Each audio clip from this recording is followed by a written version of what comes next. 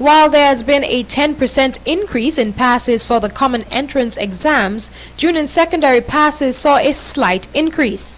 1,681 students, 753 from private schools and 928 from government-run institutions wrote the examination, which tested their competences in English language, mathematics, science, and social studies. 1,382 students, or 82.2%, were successful. Minister of Education Dr. the Honorable Jackie Quinn Leandro says the ministry is pleased with the increase, which she attributes to the dedication of the teachers.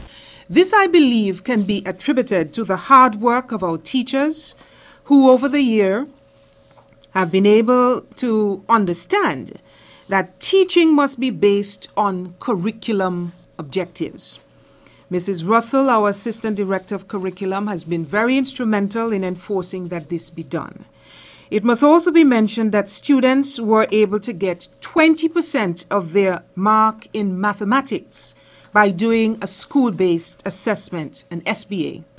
As has been the trend for a number of years, students from the private schools have outstripped their counterparts in government-run institutions and have taken the top spots in the top 100.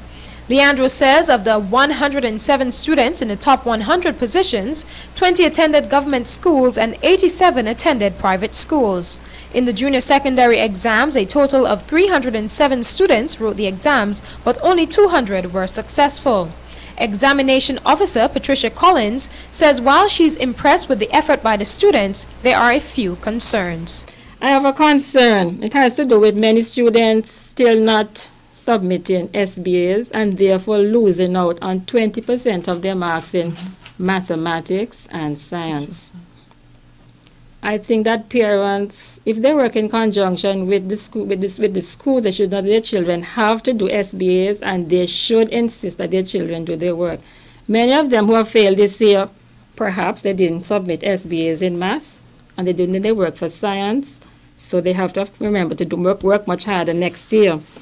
I'm also concerned about students' performance in things like science, where in questions requiring use of knowledge, students perform poorly.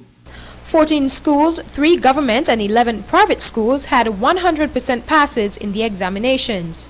Cedar Grove Primary, Freetown Primary, and the School for the Deaf were the government schools. Alcina Titter reporting for ABS News.